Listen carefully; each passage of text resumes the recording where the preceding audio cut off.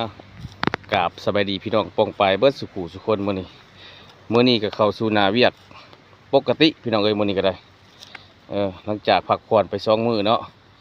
หยุดวันเสาร์วันอาทิตย์มื้อนี้ก็วันจันทร์เข้าสู่หน้าเวียกเบิดทุกคนก็คือเก่าพี่น้องเอ้ยมื้อนี้เดินสำรวจต่อไปพี่น้องเนาะมื้อนี้ก็ได้ลงมาอยู่บ้านเอาโฮงใหญ่เฮาคือเก่ามื้อนี้ก็เป็นลมๆเด้อพี่น้องเด้ออากาศก็ได้เป็นลมๆหนาวๆพี่น้องย่างก่อนเลยไปแล้วก็ฝากกด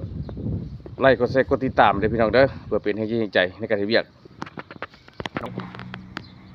มันเดือนน้อยพุทธก็จะออกอยู่วันเดือนน้อยพุครับออกอยู่หน้าละอันนี้อยู่ประจำเนาะบ่อธิว่าเอาผู้ที่นอนประจำอยู่หั่นนอนประจำอยู่นี่มีโชคมี2บ่ผู้เฒ่าจังซี่แล้วเฒ่าทุยมีแต่เขาบอกจำนวนพ้นนะเฮ้ยก็ส่วนหลายไปตามเพื่อนตามชาติก็พี่น้องปองปายก็บ่อยู่เฮือนอยู่ซ่านพี่น้องเอ้ยอย่างล้วนๆเรียนไปนำเรียนแต่เฮาก็ได้ ดีแต่ทั้งมีทั้งบ้านเพิ่นก็จะตั้งบ้านเพิ่นมานำเอาไปตามภูมิประเทศนั่นแหละตอนใดอยู่กับสอบไปตอนใดบ่อยู่ก็มื้อหน้ามาใหม่พี่น้องเอ้ยฝากกดติดตามด้วยพี่น้องเด้อทางบ้านสวนเรียนดอย